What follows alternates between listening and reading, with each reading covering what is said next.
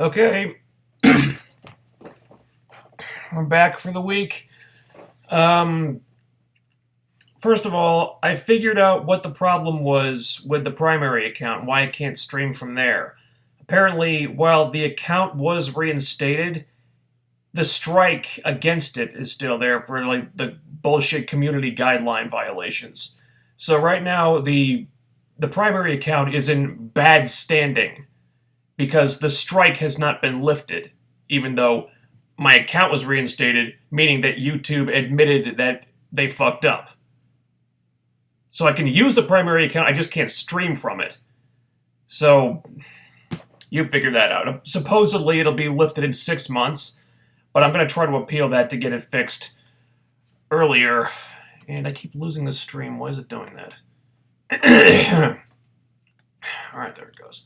Can you guys hear me okay? Let me know in the chat room if you can hear me okay, and then we'll get started. I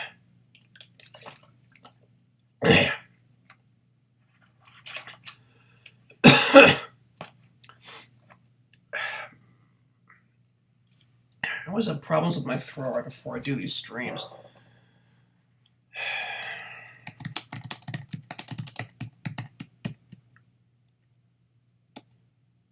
Okay. The audio seems fine. Alright, let's do it.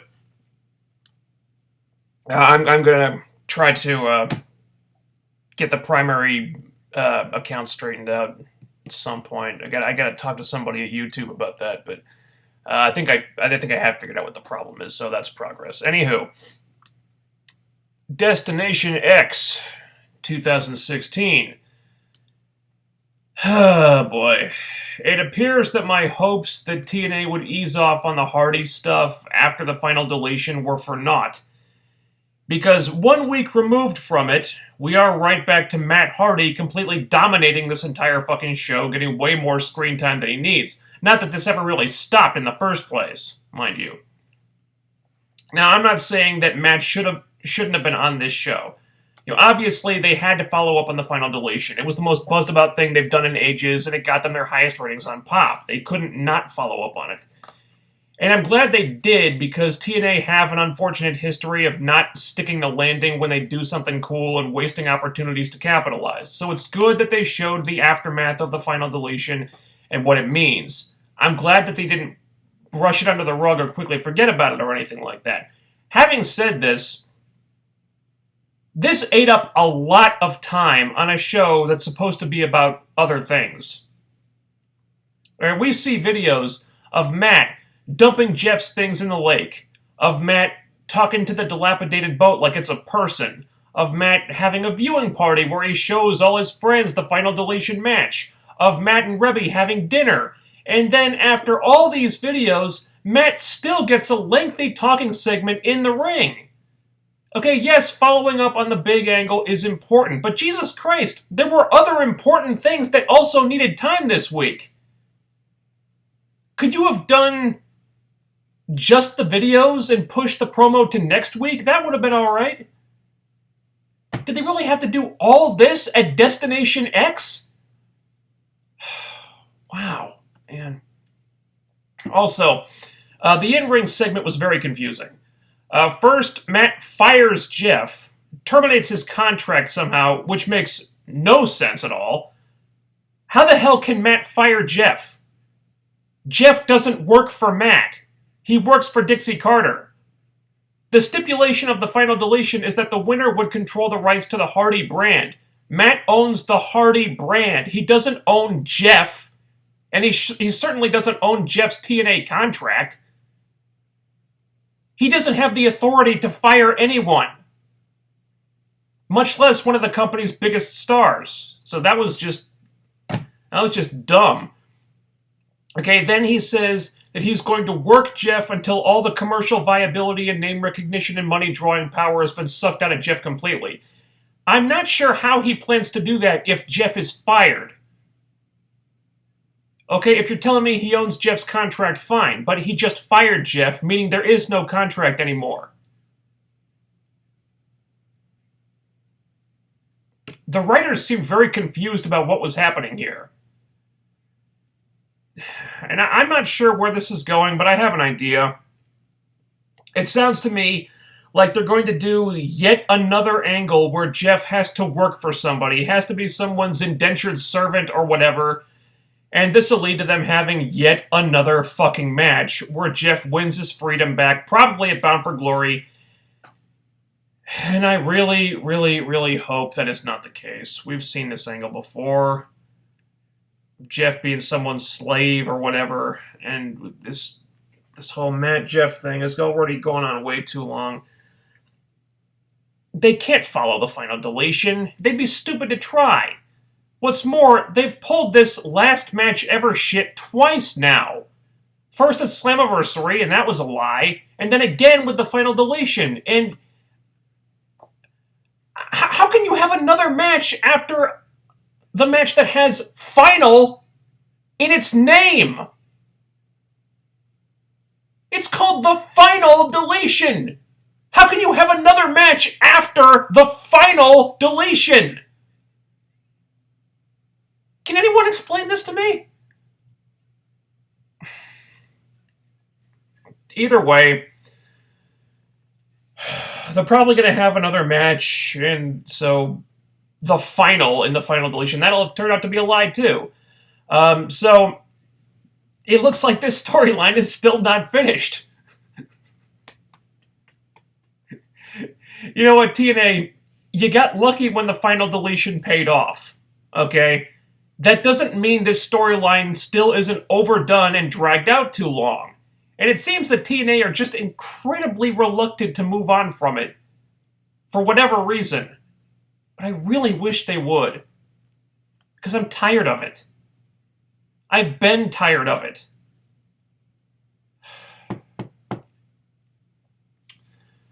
So anyway, the first match of Destination X is the one and only X Division match that was actually advertised for this show. It's a ladder match to crown a new number one contender for the title.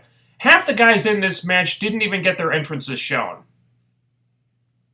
On the one show of the year when the X Division is supposed to matter, you can't even show all their entrances.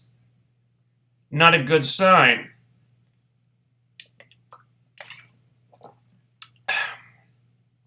The ladder match is really good. It was. I love the spot where Trevor Lee is doing that split between the two ladders and then gets kicked in the balls. That was funny. But the whole thing is over very quickly. The match got less than 10 minutes. It was way too short. Way too damn short. And the X Division match, featuring almost the entire X Division roster, at Destination X, gets less than 10 minutes. I wish I could say I was surprised. DJZ winning is great, though. He's been around the title picture lately, and he's been on a real hot streak in the last few months, so that's cool with me. This is a guy who's improved so much since he debuted, and he was already really good. But he's definitely taken it up a notch since then, and now he's finally getting a chance to show what he can do as a face, which really should have happened a lot sooner. But he got stuck in that dead-end role as the Bromance's DJ that went absolutely nowhere and completely derailed him. Thank God that's done. But this is DJZ in the right place as a character. He's fixed the stuff that wasn't working. He's firing on all cylinders right now, and he was absolutely the right guy to win this match. This was actually a really big night for DJZ, which has me excited for him as long as they don't drop the ball on this. You know, Mike Bennett attacks him after the match because, as you recall, Bennett said he was going to ruin this entire show. If that was his plan, I question why Bennett even let the match have a finish at all. Why not do something to ruin the match? Wouldn't that be more destructive? Yes, it would, but he actually lets it finish. He waits until it's over. Why did he do that? Him only attacking afterward didn't make a lot of sense to me. You know, he couldn't ruin anything at that point. The match had already happened. Okay, then he says he's going to burn TNA to the ground. Well, that comes later, but you know, that's a bold claim. And if you don't follow up on that with something really huge, you just look like you're blowing smoke. To be continued. Next, we get a Lashley-Eddie Edwards promo segment to hype up the title versus title match. Lashley stumbled a little bit with the promo here, but he recovered well enough. Lashley attacks Eddie, but Davey appears and makes the save. Unfortunately, Davey didn't look quite 100%, so he's probably still a ways off from coming back. I'm glad this didn't lead to Davey turning on Eddie. Not that I was really afraid it would happen, because they'd be insane to do that, but you never know. Davey showing up to help his bro was a nice touch. Nice feel-good moment there to give Eddie a little more of a boost, which he might have needed since he didn't have a ton of storyline support going into the show. Pretty good stuff overall here. Then they do Abyss versus Bram. Abyss and Crazy Steve are still confused about the Rosemary situation, but I guess they see Bram as a threat, so they have this match here. Okay match that ends with Rosemary showing up to kind of give Steve the brush off so she can go talk to Bram or work her mojo on him or something while he's down, which leads to Bram winning the match. Afterward, he looks kind of entranced by Rosemary there.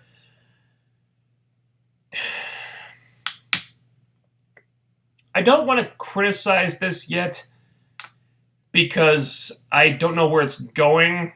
Right now, it appears as if they're splitting Rosemary from the Decay, which would be the absolute worst thing they could possibly do, because Rosemary is what makes that group work, and the Decay are the only things that work in the tag team division right now. So doing anything to fuck that up would be idiotic. But they haven't played all their cards yet, and I think this could all be some kind of swerve. I want to believe that this is going to end with the Decay still on top, having fooled the bromance or fooled Bram, or if Rosemary is working on her own to fool everybody, I guess that would be okay. As long as it doesn't screw up what they have with the Decay, as long as the Decay stay together, all three of them. That could very well be what happens, but we don't know yet. I think the storyline is interesting right now, but if it goes where I'm afraid it might go, that would be a terrible idea. So after this, we have a Knockouts Fatal 4-Way title match. Gail Kim is getting an awful lot of title shots considering the leader of the Knockout division hates her guts. It's kind of strange. But a really good match here. Again, not terribly long, but I think the quality of the Knockout matches has gone up since they did some house cleaning on the roster and brought in new people. Getting rid of Velvet Sky certainly didn't hurt.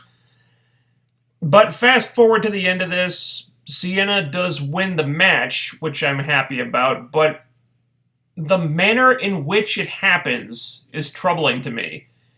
They make it very clear, once again, that Gail Kim has the match won, and doesn't win only because of a distraction from outside the ring by Allie. That's the only reason why Sienna pinned her.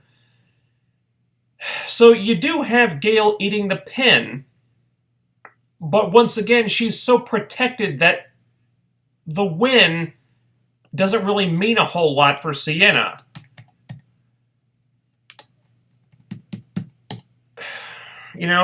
Sienna wins the match, but the story is still about Gail. And that's the problem I have. Sienna's supposed to be the powerhouse. She's not someone who should need a sidekick outside the ring to help her win. I love the work Allie's been doing, and I think Sienna's working out really well, but everywhere I look, I just keep seeing signs that nothing has really changed, and the whole division is still the Gail Kim show. I hear the argument that, she's being inducted into the Hall of Fame, so of course she's going to be spotlighted. Well, my counter to that is, when the hell has Gail Kim not been spotlighted in this division? How long is this going to go on for? Okay, this isn't giving Gail Kim a spotlight that she doesn't normally have. This is taking what's normally at an 11 and turning it up to 12. Okay, meanwhile, the rest of the Knockout Division roster suffers because of this.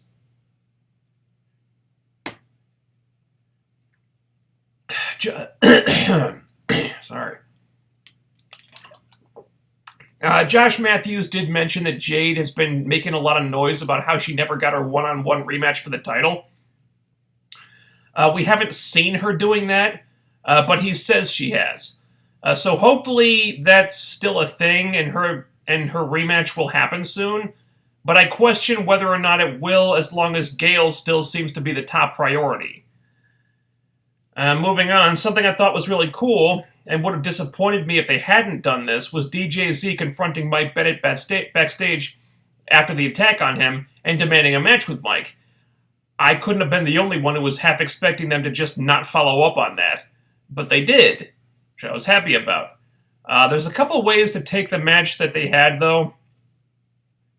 One is that DJZ beat a main eventer pretty quickly after having wrestled already and having won that ladder match, albeit a short one earlier in the night, which puts DJZ over huge. It does. The other is that Mike Bennett got beat probably a lot more easily than he should have on a night when he was making all these big claims about how he was going to tear down the whole company, which just completely cuts him off at the knees. So take your pick. I'm on the fence myself. I did like DJZ getting such a huge win. But I don't think this did Mike Bennett any favors. I think DJZ looked great, but then they have Mike Bennett inexplicably turn coward and try to leave the match, which is ridiculous. This guy was confronting Lashley, recently, and now he's running away from DJZ. Okay, then the whole X Division roster comes out to stop him. And it's kind of like that angle from Team 3D's feud with the X Division, when they destroy the X guys one by one, or when the odds were even, but then all the X guys come out as a group and beat them up, proving that they couldn't beat 3D by themselves. They could only beat 3D when they had a huge numbers advantage, which actually did more to damage the X Division. Or they could beat them when it was Saban and Shelley fighting 3D instead, So this certainly didn't give DJZ a much dessert. This did, rather. It gave DJZ a much-deserved huge win, but I don't necessarily think it helped the X Division as a whole that much. It's kind of the same thing as the 3D X Division feud. Might have helped Saban and Shelley, but the X Division as a whole looked like crap. So, now Mike Bennett's furious. He's saying that he's going to burn the whole company to the ground, but he's not going to do it alone. Hint. And you probably knew what was going to happen at that point, so I would have preferred he not mention that part. It just felt like they were giving away too much to me. So then we have a Drew Galloway EC3 promo segment. Good stuff here for the most part. I don't think they bounce off each other quite as well as EC3 and Mike Bennett do. But they certainly don't have bad exchanges by any means. I think it's more of a personality issue on Drew's end. So they start fighting, they brawl to the back where they're instantly separated by a ton of people. Where were all those people when EC3 and Drew were brawling in the arena for several minutes? Yeah, they never showed up, but the instant these guys enter the backstage area, suddenly they're all over them, It just felt a little bit too staged in my opinion, but, a pretty good segment regardless. And then we come to the main event world title match. I was disappointed with the way they just threw this match out there. No fanfare, no video packages. They just do their entrances and the match starts. Have JB introduce each guy in the ring at least. Come on. A great match though. They worked together a lot better than I expected them to. Eddie pulled out all the stops. I'm a sucker for the multiple suicide dives in a row spot. I love that.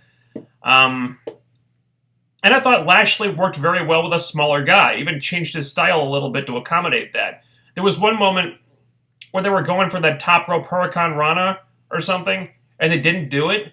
And I said to myself, yeah, Lashley's not going to go flying down to the mat like that. He's too big. But then they actually went and did it, which was awesome. You don't often see a guy that big selling a move like that. Lashley gave Eddie Edwards a surprising amount of offense here. I read one complaint that it was still one-sided, but what in the world did you expect? It's Lashley. If you thought this wasn't going to be one-sided, you're nuts. Personally, I was very happy with how Eddie Edwards looked in this match, because, frankly, I was expecting them to give him a lot less than they did. So this was a pleasant surprise. And then the finish happens. And it's the one I think most of us were expecting. Mike Bennett causes a DQ and neither title changes hands. Predictable, yes, but I thought it was a better outcome than either guy holding both titles because I'm skeptical that that would have worked. Lashley holding the X Division title really doesn't make the X Division look that good. It kind of looks like their title is being co-opted again. So, yeah, but plus, like, Eddie Edwards is the world champion. Even for a short reign, it wouldn't have worked. He didn't have the storyline support to do it, so, I think this is the best outcome, really. And then Moose shows up. Moose. Actually did that. I like that.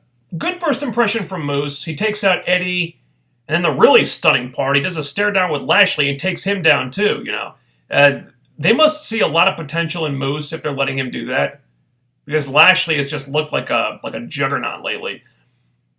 I don't think Moose could have asked for a better debut than this, really. As for the signing, I'm not incredibly familiar with the guy, but I know ROH just doesn't hire bad workers, so I'm not overly concerned about that. I do question his natural charisma, however, and I guess that's why they're putting him with Mike Bennett, so he doesn't have to do much talking. I really wish they could get Veda Scott to manage him, though. I think he'd definitely benefit from having her back. Still, I think the debut came off very well. Follow-up is going to be critical, but it was a hot segment, and he looked like a beast. This legitimately looks like a guy who could give Lashley trouble. And if he's with Mike Bennett now, that makes the Kingdom of Miracles look like much more of a threat to Lashley than I thought it looked like previously. There is one problem with this segment, though.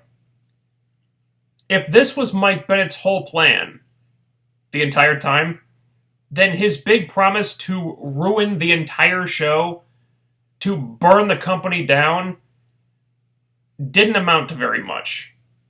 He swears he's going to ruin this entire show, and then he proceeds to attack one guy after he just wrestled, quickly lose to him later on, and cause a DQ in the main event, and then bring out a new guy to attack the men in it. Nothing really out of the ordinary here. Nothing we haven't seen before. I don't know about you guys, but I thought Bennett had something a lot bigger in mind for this. If a guy says he's going to ruin the entire show, I expect him to try to ruin the entire show. I thought he was going to have some big plan to destroy everything, ruin every segment, blow up the ring or something, tear everything apart so all the attention is on him and nothing else. I'm glad that didn't happen, but if you're going to promise something, you need to deliver on it. Don't say you're going to do one thing and then not do it. Most of the segments on the show went off without a hitch and Bennett didn't get involved. Okay, well, what was all that big talk about then? It just felt like the writers didn't really deliver on that promise. That said, I do think Destination X was a good show. I enjoyed it for the most part. There were some things that bothered me. Some timing issues caused by, stop me if you've heard this one, too much focus on Matt Hardy. The ladder match was too short. Bennett DJZ was too short. Meanwhile, Matt Hardy once again had multiple segments devoted to him that are completely unnecessary. You could have cut half of them without losing a thing, given that time to those matches, and I think the show would have flowed a lot better. They did need to follow up on Final Deletion, but this felt like overkill to me. And then there's Gail Kim still looking like the uncrowned champion despite losing the match, and Mike Bennett's promise to destroy everything was a little overhyped in my mind. But the final segment was really cool regardless, so I had some issues here, but overall I liked the show. All the matches were good, there were just certain aspects of it that you could pick apart.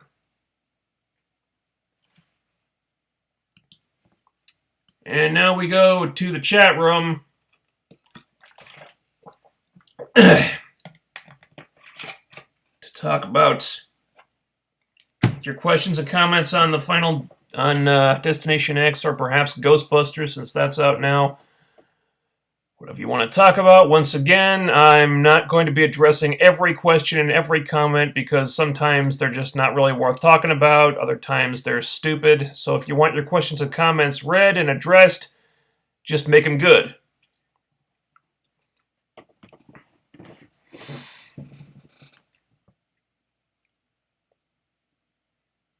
Gail getting pinned again means another chance at the Knockouts title. Yeah, probably. She seems like she's in constant contention for the title, regardless of how many times she gets beat. Because people beating her doesn't really mean that much, because she's so protective. It just is like it didn't even happen, because the win just gets invalidated so quickly. You know.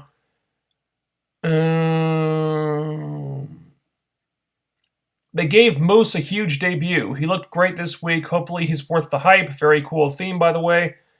Yeah, was that his ROH music? They could use it if it was public domain music. Now, he did have the Moose chant going there. Like I said, I'm not incredibly familiar with the guy, so somebody help me out there. The Decay-Bram feud is going nowhere. Bram clearly won't join them, and Rosemary consoling Bram makes her less scary and less cool. I disagree. I do think it's going somewhere. Clearly it's going somewhere. We just don't know where it's going. Bram clearly won't join them. Well, I don't know if this is supposed to be leading to Bram joining the Decay. That may not be the point of this. Maybe Rosemary doesn't want Bram to join. She just wants to manipulate him and use him for something. And Rosemary consoling Bram makes her less scary and less cool. Again, disagree.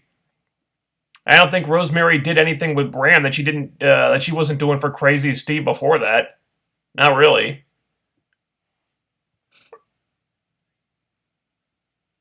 Also, I like seeing a different side of Rosemary, and she's not always doing the same thing. You know? Like, static characters bug me, so I think it's interesting. I'm afraid that it will lead to the Decay breaking up. If it ends with them staying together, then I'm okay with it. You know? Plus, it's either this or they feud with the bromance or Grado and Shera. I prefer this. Okay?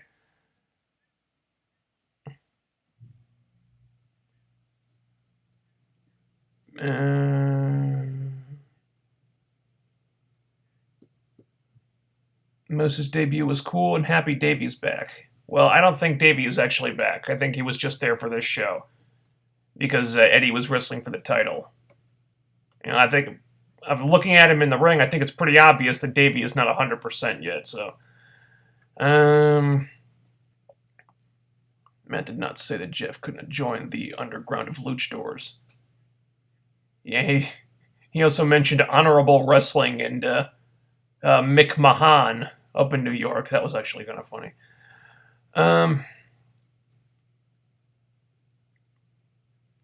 Bram and Decay is much better than Bram against Decay, especially if Bram versus Decay means that Rosemary is siding with Bram. Well, we don't know what Rosemary's game is here yet.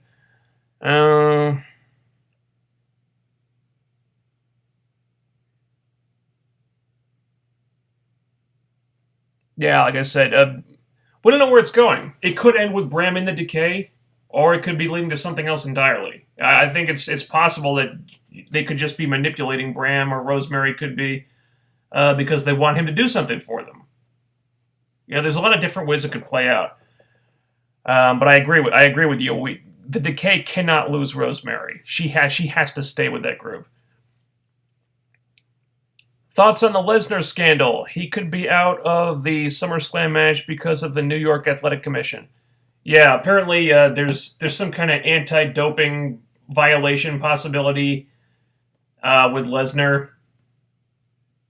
I don't think as far as I know, nothing was proven yet. It's just like an inquiry, or there's a possibility of a violation. I think Lesnar's people did say they were getting to the bottom of it.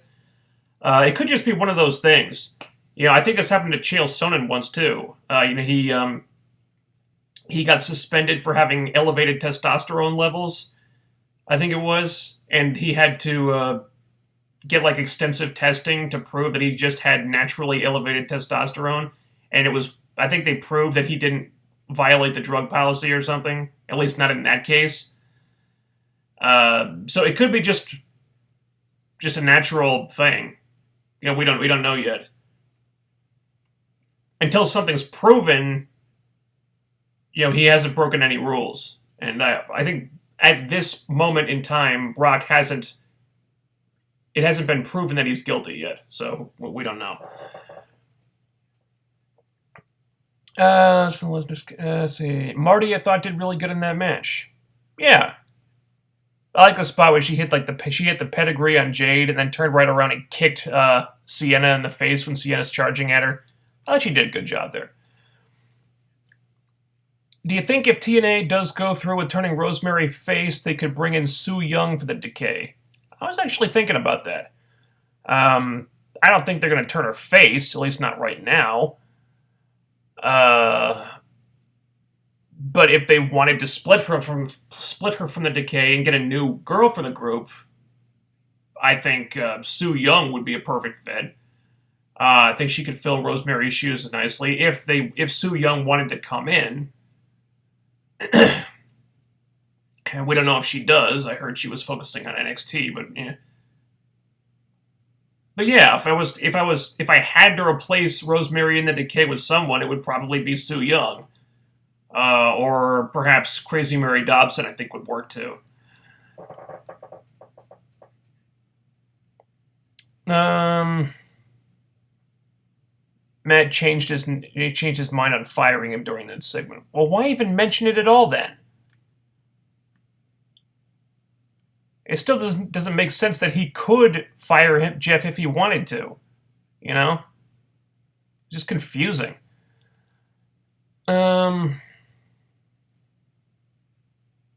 Upside of Rosemary possibly turning face is that she and Cherry Bomb might feud. Well, I don't see why she'd have to turn face to do that. And just because they're both heels right now doesn't mean they have to like each other. Also, I wouldn't want the feud to happen right now because Cherry is still playing a character that is not an experienced wrestler, apparently, which means she'd have to hold back, which means the feud wouldn't be as good as it should be. I don't want them to do it when it's like that. I want them when they're both working at full capacity, and right now they're holding Cherry Bomb back for reasons. What is TNA's obsession with dragging this Hardy storyline into the ground? I don't know, man. I really don't. I mean, they've supposedly done the end of the feud twice now, and it's still going. Maybe they don't know what else to do with either of them. Maybe they're trying to use it to interest WWE fans. Who might want to tune in to see Hardy versus Hardy, but it just goes on and on and on. It's like there's what else is there for them to do? They've had the biggest matches they could possibly have. They've done the final deletion, which I guarantee they're not going to do anything more memorable than that. And it's still going. Like, what else can they do to each other? Storyline-wise, it's done. And yet they're just... It's getting dragged out almost to the point of absurdity at this point. And it's one thing to try to do it to get some interest from casual fans, but... it's just... It gets past a point, it just gets ridiculous. Thoughts on Bray Wyatt's tweets about Hardy? Oh, I'm not sure what they did. I don't follow the Wyatts on Twitter, but I guess Wyatt was trying to prop himself up, saying that our final deletion was better than your final deletion. It wasn't. This is all relating to Vince doing the New Day, going to the Wyatt's compound and showing that on Raw. Basically, Vince wanted to copy the final deletion without really understanding what made the final deletion work. So it was just a big brawl out in the forest, really. they didn't do anything that the Wyatts don't do normally. The only different thing about this is that it was outside and there was music and without the commentary. But Final Deletion did that, plus a lot of other weird stuff. So yeah, they were just copying the Final Deletion, and Bray's trying to prop himself up. I mean, what else is he supposed to say? He works for them. But Final Deletion was better. There were admittedly a lot of different story elements that went into that, and there were a lot of storytelling involved. And with the Wyatts in the New Day, it was just a big brawl, basically.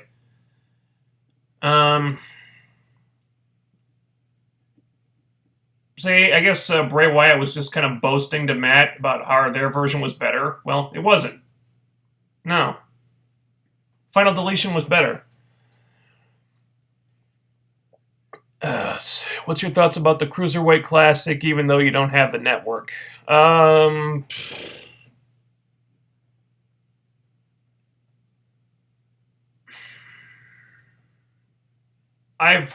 what I've heard from people that have seen it, the show is really good. I think this is WWE trying to corner the market on everything because they want a monopoly in the entire business, which makes me very uncomfortable because the business does not benefit from WWE having a monopoly. Quite the opposite. But if it's a good show, okay, cool. Yeah, people enjoy it. Good for you. Again, I'm not watching it, but whatever.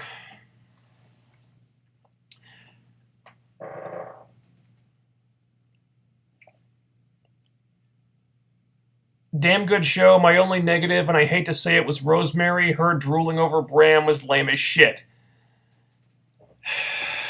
Once again, we don't know what the story is there. We don't know what her interest in Bram really is. I agree. I kind of wish they were taking a different tact with this. I don't like Rosemary doing the love triangle or love interest type of thing, if that's what this is. But we don't know if that's what it is. We don't know what the relationship between her and Bram is or what she wants from Bram. It still hasn't been revealed. So I'm reserving judgment until that happens. It could turn out to be something lame, but I'm going to give them the benefit of the doubt right now. Let's see. I think I get the idea. Jeff was born into the Hardy brand, so he's still technically a Hardy, but Matt controls the brand and everything in it, so he can dictate all of Jeff's present and future contracts.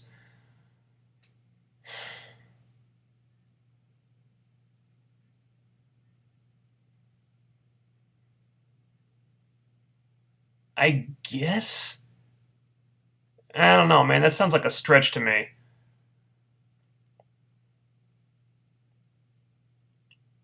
Also, delete. Oh, wait, that's not what he's doing. I love that there was a knockouts match where they had 4 women in the ring and 1 outside the ring. I would be fine with any of them being champion. Yeah. Okay.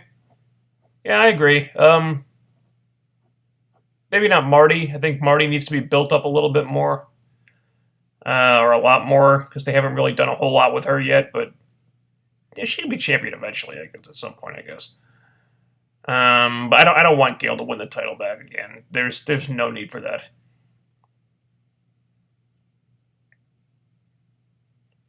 Was WWE's ripoff of the Final Deletion supposed to look like a Klan rally? That might have been. I'm pretty sure that was unintentional. Spoonie had a really interesting tweet after that aired. He said, "So 3 black guys go to a swamp in the deep south to fight some redneck hillbillies, and things go badly," or something like that. Oh boy. When you say it like that, it becomes kind of uncomfortable.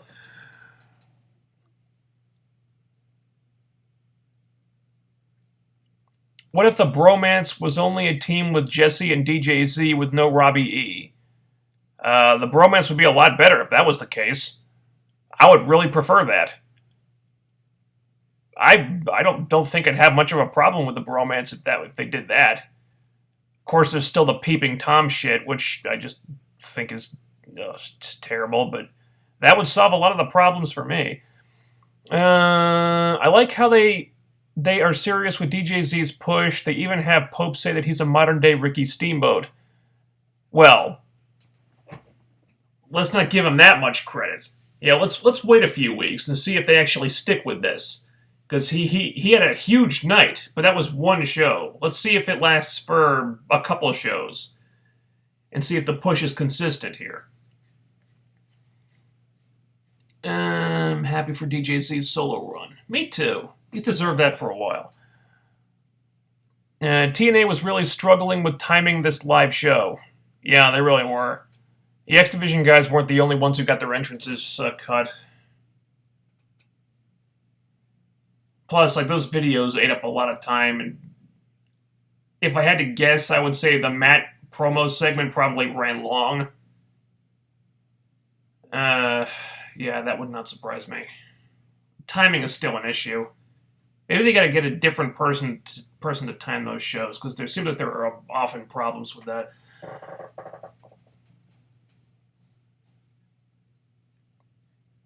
Mike Bennett loses a little too much for a guy that ended EC3's winning streak. Has he been losing a lot? I don't recall him getting pinned that much. No, I mean, DJZ's win over him felt like it was special. I think they could have pushed it a little more than they did, but I don't think he loses that much.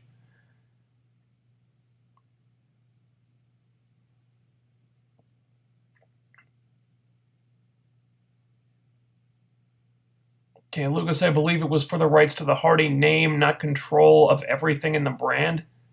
They didn't really explain that. They didn't really explain that very well, did they? Bring back the sunglasses and the screaming pillow. Maybe if we go back to post-produced videos at some point, we'll bring those back. Right now, streaming the videos works for me.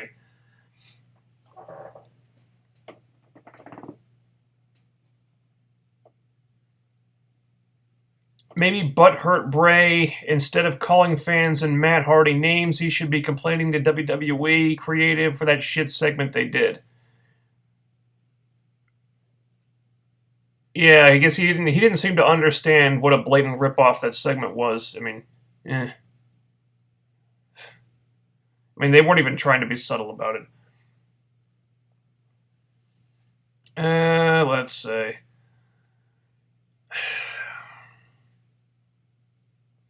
I wouldn't put Abyss in many singles matches anymore, plus Steve facing Bram would have made more sense, plus it probably would have been a better match. I don't necessarily disagree with that. Steve and Bram probably would have made more sense if they're going the love triangle route. Again, we don't know if that's what they're doing here. I think it's still too early to tell. But it would have been a better match, most likely, yeah.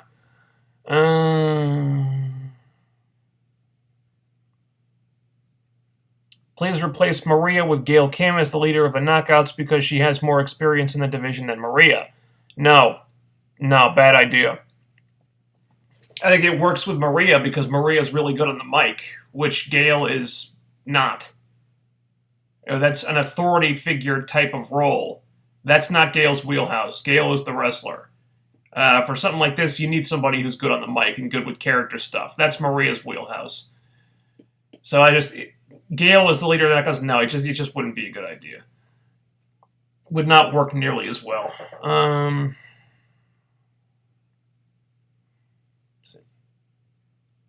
Now that Davey's back, I hope they have Wolves versus Decay and stop the stupid-ass Bram and Romance feuds. I'm pretty sure Davey's not back. He was just there for that feud. It's almost certainly too early for him to be back. I think he was just there for that show.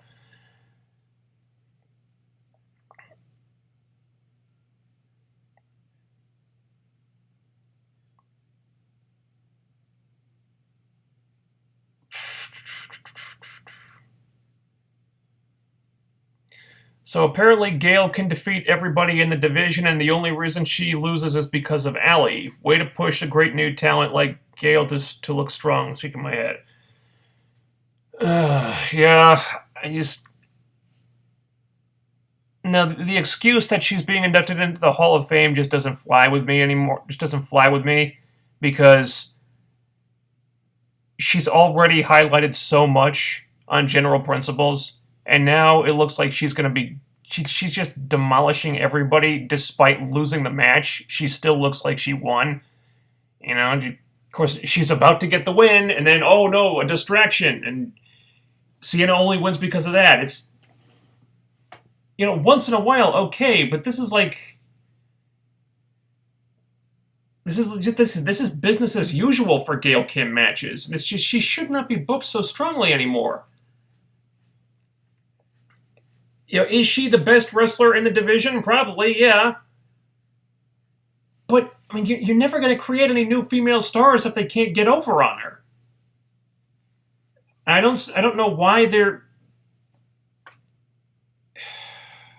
I wonder how much of this is Gail and how much of it is creative.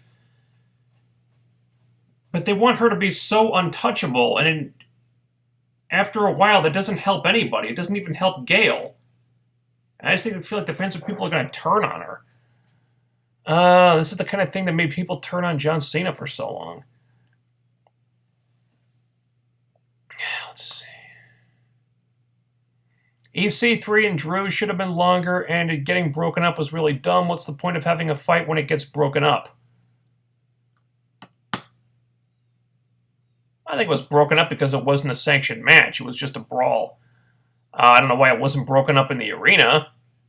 Like, no one's in the arena. No one cares if they fight in the arena, but they get backstage and suddenly here's 20 people pulling them apart. It could have been staged better, but I don't. You know, that it getting broken up. Just the idea of it getting broken up, I think, is fine.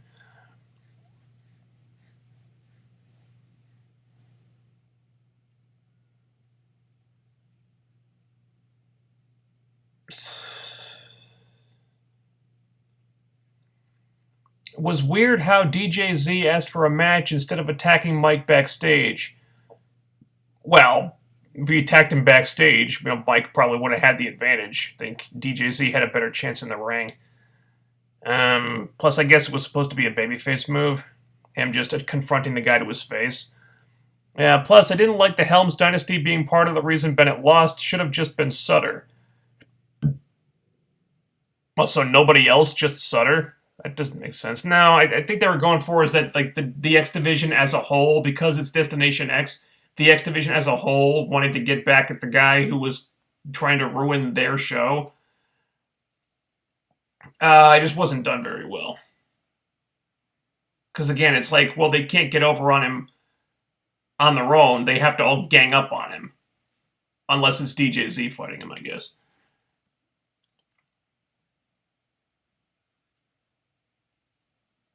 Gail Kim is going to be the Knockouts champion until she surpasses Angelina Love for the most title reigns, with Angelina at 6 and Gail Kim at 5. Probably. I think it's dumb. I don't think that's an accolade that Gail needs. She already has so many. Plus, she's already had several very lengthy title reigns. She doesn't need another one, and she doesn't need this record, too. I mean, let Angelina have something. You know, Gail doesn't need every single record in the division. You know, it's like, well, how much are we going to give this woman? It just becomes overkill. I think the Matt Hardy overexposure this week was needed since he was the main reason the ratings went up last week. Plus, that extra time would have gone to idiots like the Bromance and Grado. No, I think it would have gone to the ladder match and DJZ versus Mike Bennett. Possibly the Knockouts or something. You know, those were 3 things that were shorter than they should have been. Bromance and Grado weren't on this show. We're on the show this week because they had no reason to be there. I agree a follow-up with Matt Hardy was needed, but I just think they went completely overboard with it. The in-ring segment was not necessary. You had like 3 or 4 videos showing the fallout. You didn't need an in-ring segment 2. That could have been pushed to next week.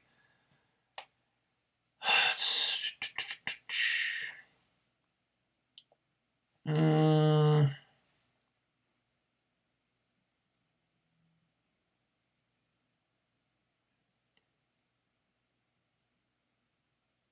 mm.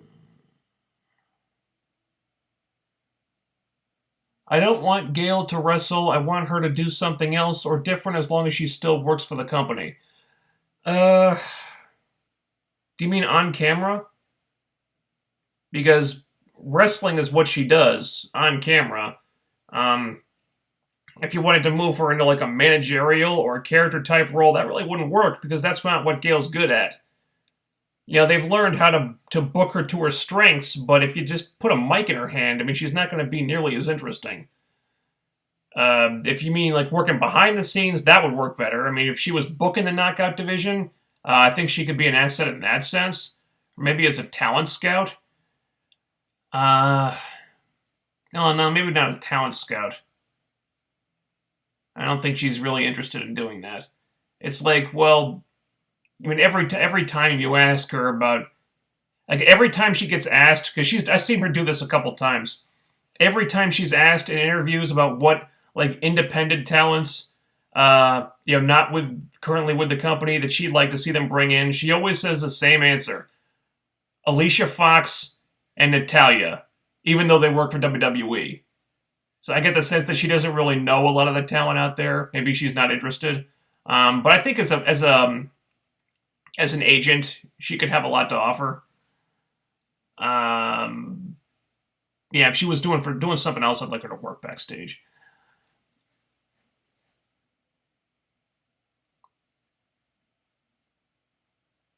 I don't mind Allie helping Sienna get the win. To quote Harley Quinn, they're bad guys, it's what they do. I know that. It's just. The way it was all put together annoyed me. Do you really have to make it so clear that Gail would win the match without the interference?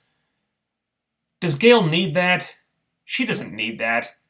It doesn't make Sienna look good, and Sienna's the character that hasn't really been built up yet. I mean, you put the title on her before you really got her over, without really telling us anything about her, without really establishing her character yet, and now you're booking her as someone who can't win a match without help.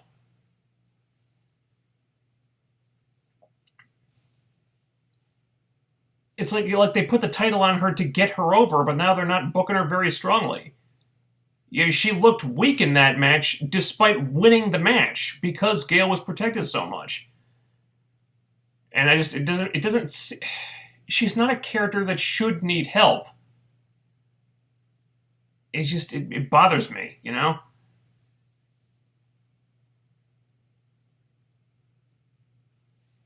The division needs to get one over on her before Gail goes into that role. Agreed?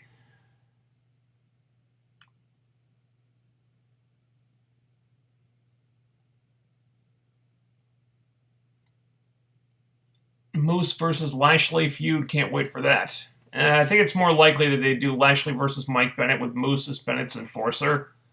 We'll see. Might be a little early for Moose versus Lashley, although I'm sure it'll happen at some point.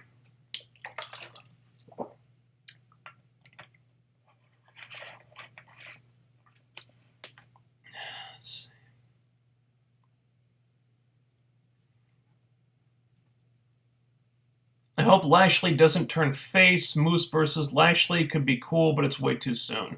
I don't think Lashley's turning face right now. I think he's really found himself as a character, as a heel. I would be really hesitant to mess with that now because this is by far the best work Lashley's done. I think him getting to be a heel is part of that. So I would be very hesitant to mess with his character right now.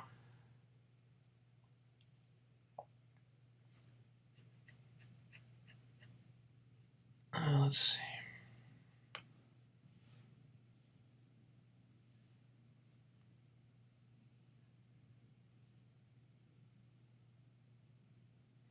Drew said that TNA would not sanction a match between him and EC3 so they could have a fight, but why would they still promote the fight on social media?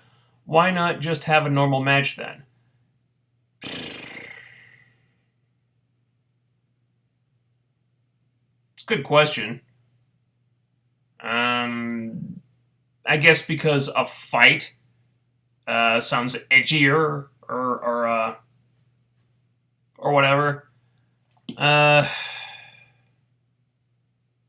It is kind of odd. I agree with that. It sounds more real. We can't have a match, so I'm just going to kick your ass, you know. But yeah, don't really have a good answer to that. I guess they promoted it because they wanted to show that Drew and Lashley are still doing stuff, but now they're going against the rules because they're having a fight. They can't have a match, so they're going to have a fight. Makes it sound special or something. Not really sure. And the comments get ahead of me again. Holy moly.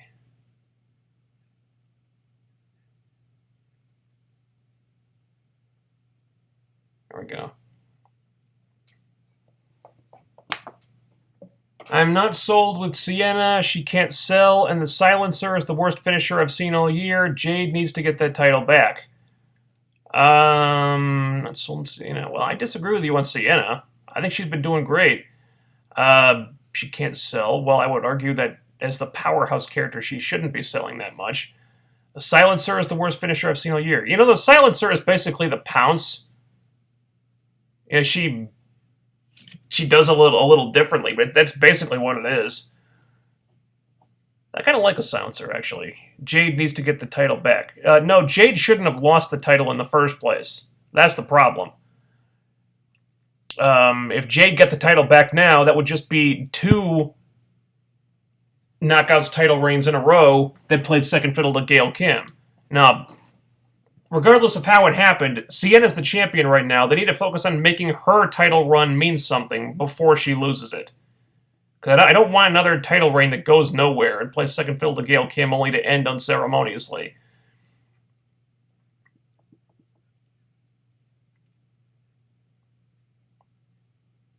Let's see. I thought DJZ versus Mike match should have not happened. Thought that time should have went to the ladder match, but yeah, not surprised the ladder match didn't get all the time. I disagree. Since the ladder match was the only quote-unquote X Division match on the show, I like that they at least made an effort to put some of the X Division guys in other matches. So we get Eddie Edwards in a match, and we get DJZ in another match. I like that, because the X Division guys at least needed to have a presence if they weren't going to have a match, you know? So I agree the ladder match should have been a lot longer. At least they had DJZ doing something. Moose's theme music is his own theme that he created in ROH. Okay, so he would have the rights to that then. That makes sense.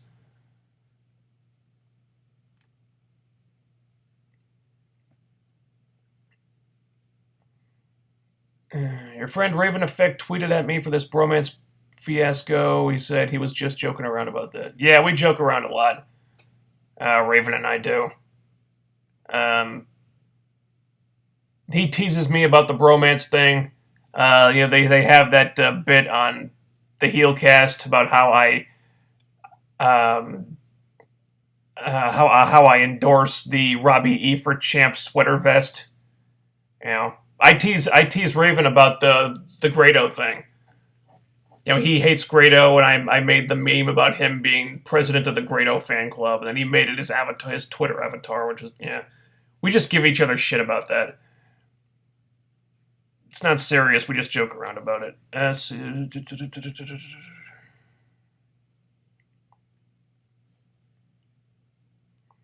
Rosemary and Bram thing. It's the most interesting thing in TNA. I really want Bram to be the one manipulating her to control the Decay and helping him win the world title. I really don't think so. Rosemary is the one going after Bram. You know, Bram was the one who said no to her the first time, and then she just continued pursuing him for whatever her reasons are. If Bram is doing this to control Decay, he's not going about it the right way. And no, this is something Rosemary is doing. I'm positive about that.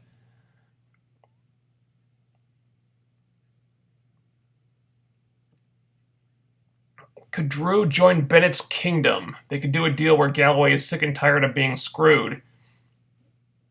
Well, they could do that to turn Galloway heel. I don't see why he would join Bennett's kingdom because he doesn't respect Mike Bennett. Thoughts on Vince souring on Roman Reigns? I'm not surprised. There could be Roman Reigns' complete and utter failure to get over as a face, and then there's the wellness policy violation, which happened at a bad time. Really bad time. So if Vince is souring on Roman Reigns, I'm not surprised. Davey is not 100% and also got to hit the gym to work off that ring rust. Well, he may not be at a point where he can hit the gym. He might still be rehabbing the knee. Thoughts on Miesha Tate losing the UFC title to Amanda Nunes? That disappointed me. I like Miesha Tate a lot. I was really hoping that she could keep a title and that third Ronda fight could happen because I think she might have had a shot at beating Ronda now. Because I think Miesha was on a 6-fight win streak, and Ronda was just completely mentally broken now, and she's been beaten so quickly by Amanda Nunes, and just it's really disappointing to me. She seemed positive in defeat, though. You know, Miesha knows how to come back from defeats. You know, she learns from her mistakes and she comes back stronger. That's her whole mantra. I can almost guarantee that we'll probably see Miesha fight again before we see Ronda fight again. Because Ronda lost one time and she just didn't know how to handle it, and it kind of broke her brain. So who knows if we'll even see Ronda fight again at all. I really wanted that third Ronda fight, though. This time with Miesha as the champion. Because those two legitimately can't stand each other. I just wanted to see it, you know. Thoughts on Crazy Mary Dobson? I like her a lot. You know, I saw the Women of Honor match the other day with her versus Veda Scott. I like the match. I think she's got a lot of potential. And I think she's somebody who deserves to be signed by somebody. Because there's very little upward mobility for the women in ROH. Again, I'm not watching it right now, but it seems to me that the women don't get to wrestle on the main show. They just get like the one Women of Honor match that gets uploaded to YouTube. I think there's some chatter about them doing like a whole Women of Honor show, like on the main show at some point. I don't know if that's a thing or not.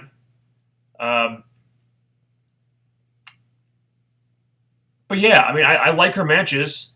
I'd like to see what she could do in carrying a storyline, but ROH doesn't really do that. So I don't know how much she's going to grow as a performer in ROH, but I like her. I like watching her wrestle. I think she's got a fun character. She could just expand on that. I think, like I said, if they were going to replace Rosemary in the Decay, I could see Su Yung doing it, or I could see Crazy Mary doing it. I'd like to see them sign Crazy Mary. I think she's really good. Broken Man. Till death do us part match. Oh, Jesus. 3 stages of hell. First stage, empty impact zone match. Second stage, parking lot brawl. Stuff your opponent inside the trunk and drive away. Third stage, buried alive match in a cemetery. That sounds like another Final Deletion type of thing.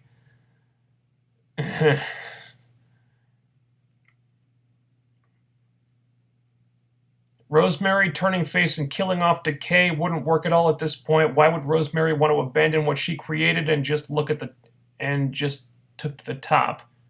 Agreed. It doesn't make sense to split them up. It really doesn't.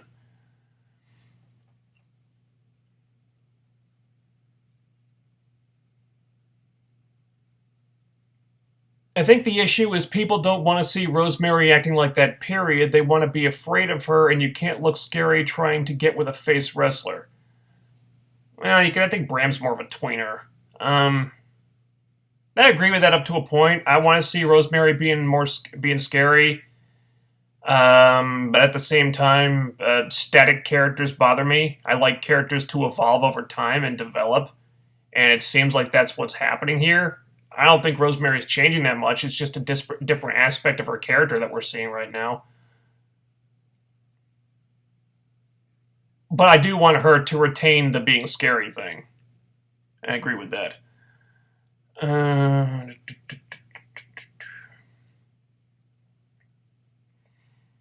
think they're continuing the Hardys feud because they want to keep both on TV and they don't know what to do with them after the feud is over. Yeah, would not be surprised if that was the case. Because it's like, what on earth do you do with Matt Hardy if he's not feuding with Jeff right now? Because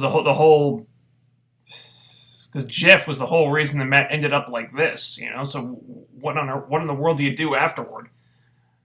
I agree. That could very well be the reason.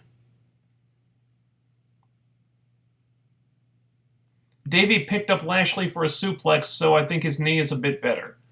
Alright, well, one suplex is one thing, working an actual match is something else. I guess his knee is good enough to do, like, one spot. But, it's a completely different thing to have to work, like, a 10-minute match, Or have to take, like, bumps and stuff again.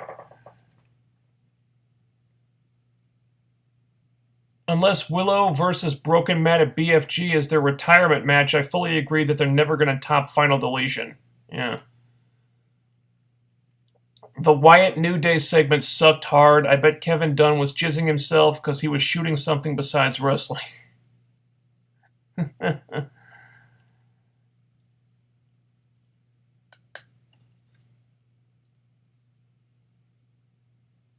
So Al Snow's team are only allowed to wrestle Grado and Shera because they have not done anything outside of that. Well, they're feuding with Grado and Shera, so they don't really have a reason to wrestle anyone else right now. But yeah, I would like to see them wrestle somebody they could probably have a better match with.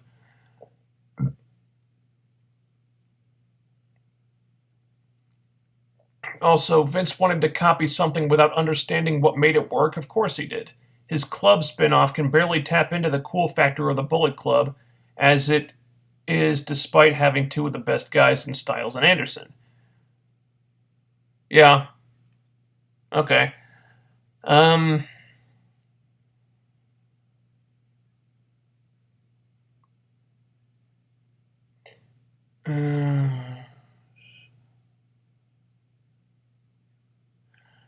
My pet peeve.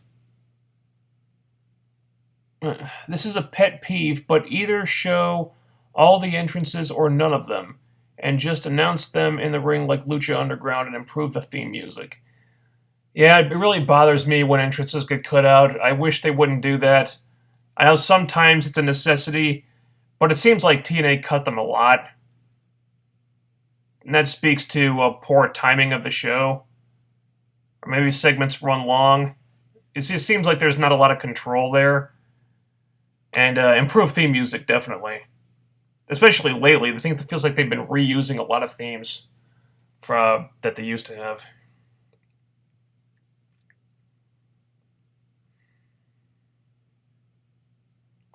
What's your favorite indie promotion? I don't know if I really have one. I don't know. I sort of follow what's going on in Smash. I try to follow what's going on in Smash Wrestling right now, just because of the Courtney Rush Cherry Bomb feud. I don't know, Shine maybe. So that's two of them right there. Really annoys me when they cut to the entrance as the wrestler's halfway down the ring and just show the last 30 seconds. Yeah. I think the problem is they don't get an overrun. Maybe they get one once in a while. I think this Tuesday's show is supposed to have an overrun. But without that, yeah, they have to cut corners a lot. In WWE, they have a 3-hour show plus an overrun, so they don't have to cut out anything. So it's not a problem on Raw. But here, they have to deal with time constraints, unfortunately, and it's annoying. Did you get behind the idea of American Alpha being managed by Kurt Angle? American Alpha, they're from NXT, right? Well, I don't watch NXT, so I've never seen American Alpha.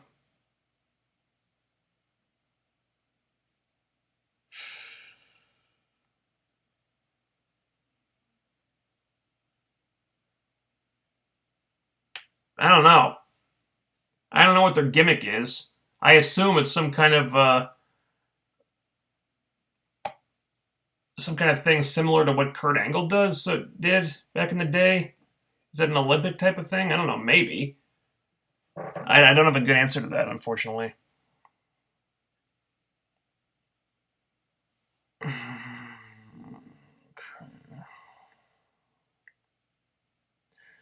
I kept feeling like Davey was going to turn on Eddie. I think I've been watching too much Russo era.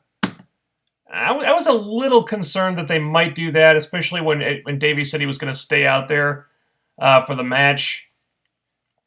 I think they just wanted to put that tease out there to make people think one thing was going to happen when it was something else. But I think they would be incredibly stupid to break up the Wolves, and I think they know that, because the Wolves, they're one of the bigger merch sellers, I believe, and they're desperately needed back in the tag team division, so they're not breaking up.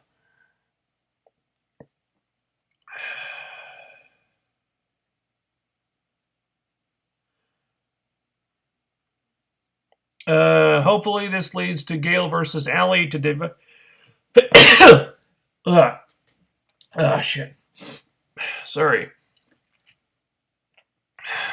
Leads to Gale versus Allie to divert her from the belt. Allie doesn't have a good chance, but she doesn't exactly look strong anyway. They could do anything else to divert Gale from the belt. I mean, if they did Gale versus Allie, it would just be Allie getting squashed over and over. What ROH talents do you enjoy? I know you're not too big on the show, but from what you've seen, who do you like? I like Dalton Castle. Is he still with ROH? I don't know. Last time I saw ROH, I liked Dalton Castle because he was like the only guy in the show that seemed to have a character and like show personality and stuff. I like Veda Scott. Taylor Hendricks. Love Taylor Hendricks. Oh, God. Have you seen her lately? Jesus Christ, she's like a sexual fantasy come to life. She's the real life Jessica Rabbit. Which is I just can't take my eyes off her when she's on the screen. Jesus Christ. Also, Crazy Mary. I like her. Kelly Klein is interesting to me. She's probably somebody TNA should take a look at some point.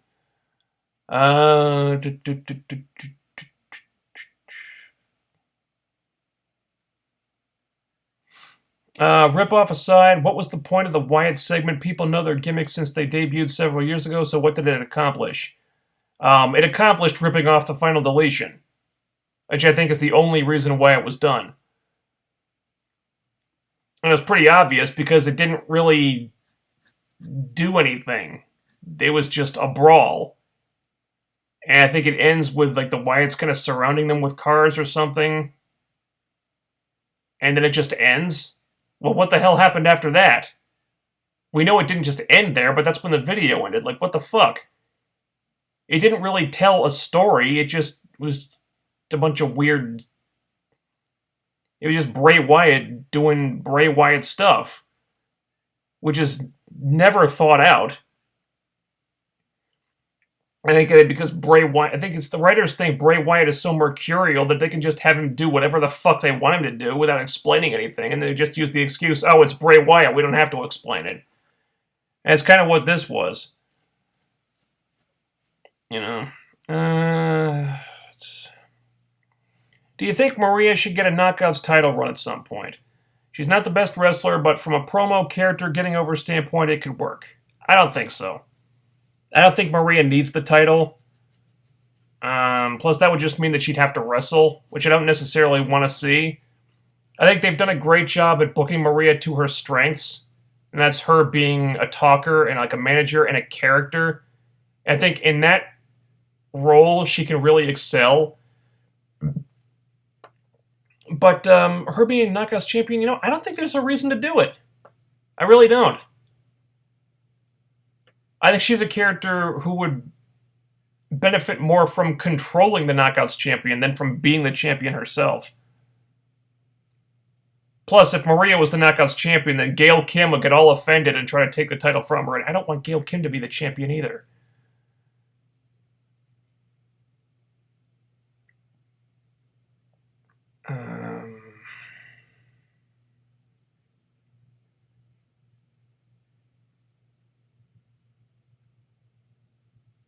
I watched all your reviews from the FK9 channel, 2011 versus 2015.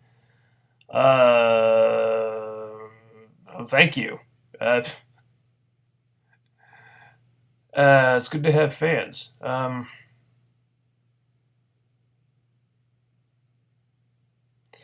Which was more of a chore to sit through, 2011 versus 2015?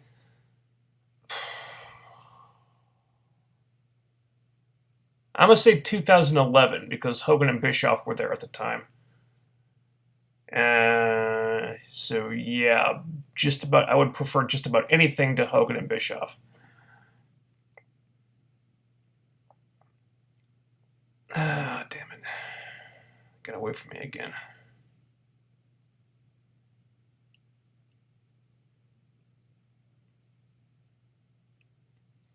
Is Allie going to wrestle or just be a non-wrestling mouthpiece for the rest of the year? We've seen her wrestle a couple of times. I expect that's going to be her role. She'll be like a character, but wrestling part-time. Kind of like what Rosemary's doing. I guess they want to get them over as a character before they insert them into the division. I don't necessarily agree with that, but it works. It's worked in those two cases, so I'm not going to argue with it.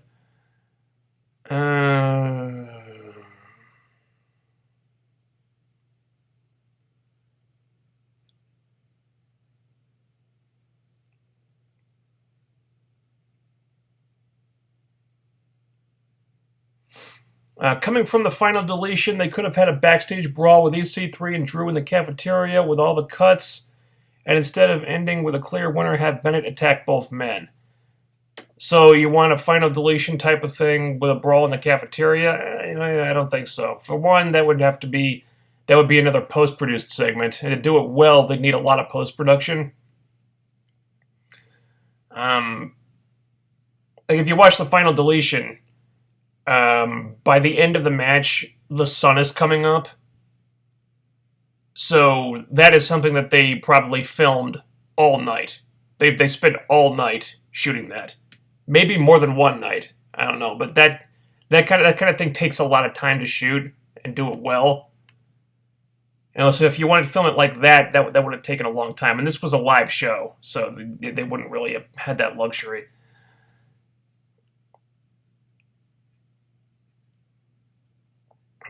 Moose should do his own thing and not be somebody's lackey. Well, if he needs a mouthpiece, and you could argue that he does, being a lackey is probably a good place to start. We don't know if he's going to be a lackey. He might just be a member of the Kingdom of Miracles,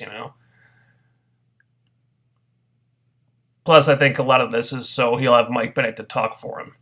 And he probably needs that. Bram winning for a change might be the reason he decides to string along Rosemary, who in turn is infatuated by his killer vibe. Possibly. I do like Bram winning a match. But we don't know if he's stringing along Rosemary or what her interest in him is. Yeah. Rousey needs to return to take her title back. These girls not being able to keep it past one defense is getting ridiculous. Well, it's only been two girls who couldn't keep it past one title defense.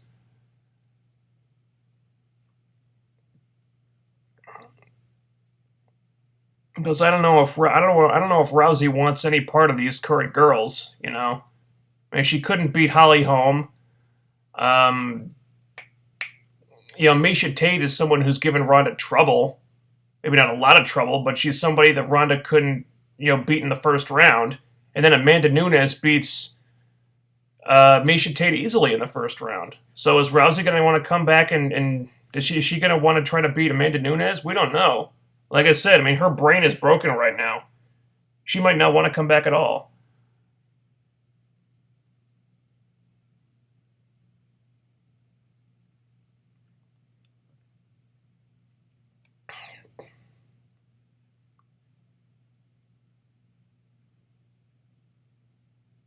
Once Jade is done with Marty, I want to see her feuding with Rosemary.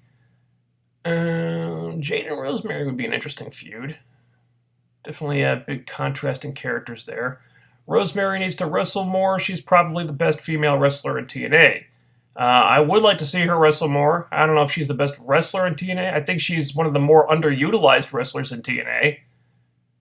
Best female wrestler.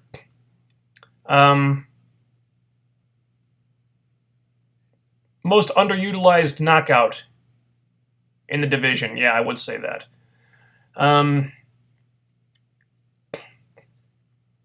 Even if they get a new girl in the Decay, no one will be able to touch the chemistry that Steve and Rosemary got with each other. Yes, totally agree with that.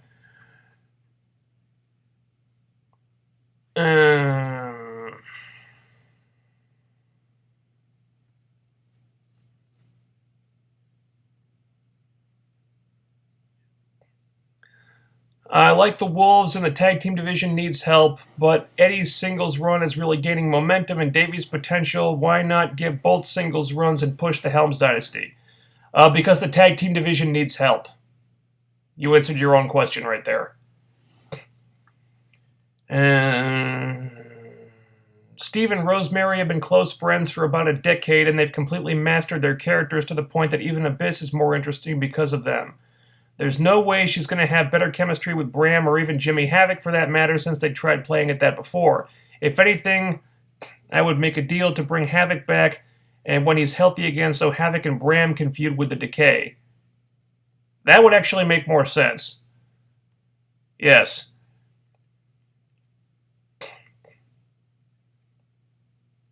Allie should have come in with the same personality, but with her badass wrestling ability as well. Now people just see her as a Lana type and nothing more. Well, she actually wrestles occasionally, so she's not exactly like Lana. But I agree, yeah, I don't know why she couldn't just be an experienced wrestler on top of having the Allie character. I've never agreed with that. What the hell am I now?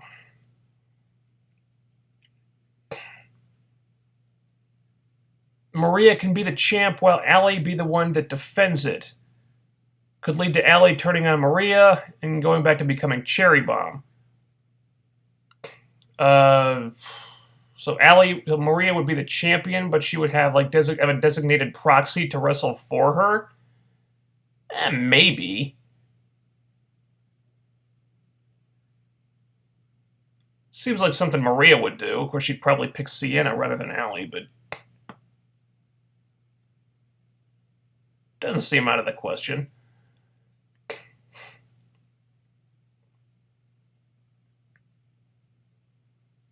My opinion, Jeff shouldn't have showed up this week. He should stay away for a while and then come back for the playoffs, the Bound for Glory playoffs, with a new name, depressed but vowing to rebuild by winning the whole thing.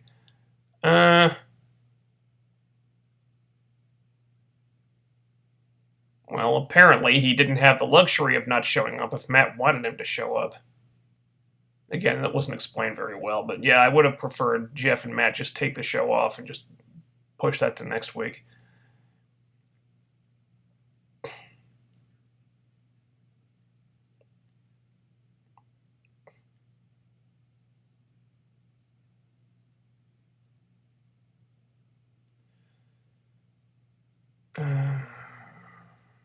Is there any DC or Marvel news that you're hoping breaks at San Diego Comic-Con this week? I would love it if they announced the casting for Captain Marvel. It seems like they're leaning towards Brie Larson. I'm still holding out hope for Emily Blunt. Doesn't look like that's seeming less likely now, but I'm still hoping. So I'd like some Captain Marvel news. Of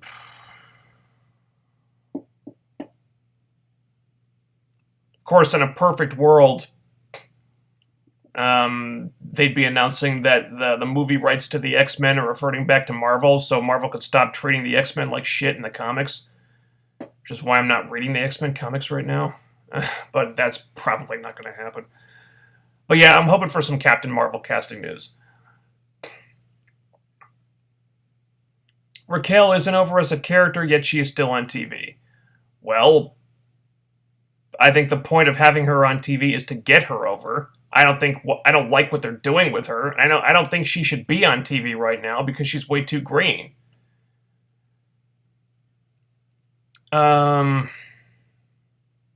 And we're about done, I think.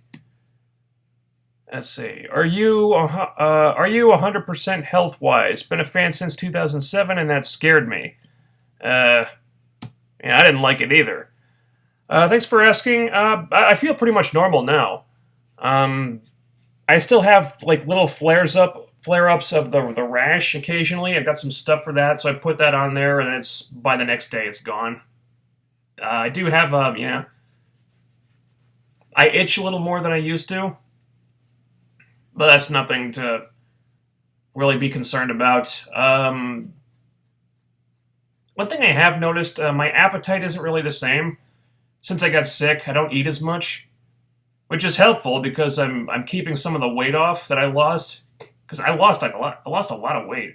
I must have lost like 15 to 20 pounds. I've kept up some of that. I'm about at 175 right now.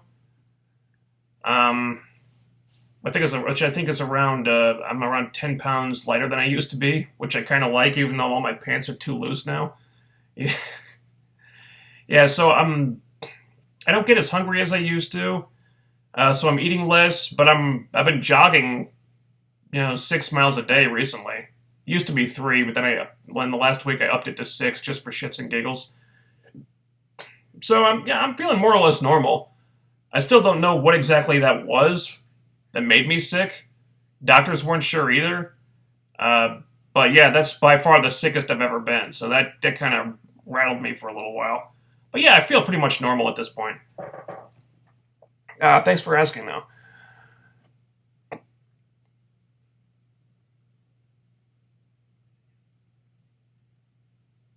I meant use the Helms dynasty to help the division instead of the Wolves so Davey and Eddie can have singles runs. Plus Havoc and Bram, too. Well, if Davey and Eddie had singles runs, it would most likely be in the X division, so I'm not... Unless you wanted to move them up the card, and they're both very capable of doing that. I could see them going for like the King of the Mountain title. Maybe if one of them won the title, it could actually have a decent title reign. And I haven't seen one yet. Jury's still out on Eli Drake's title reign, but yeah. And stay healthy and safe, been a fan since 2008. Oh, thank you very much. I appreciate that. Take care. Okay, I think that's a good place to stop for today. Thanks everybody for tuning in. Again, should be same time, same day next Saturday, unless I have to work. Again, the time will probably be between 3 and 7, somewhere around there. I don't have a fixed time for these things.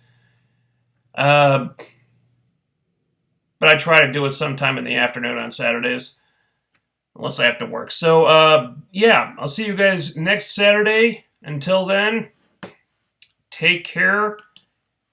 Once again, thanks for tuning in, and I will talk to you next week. Later.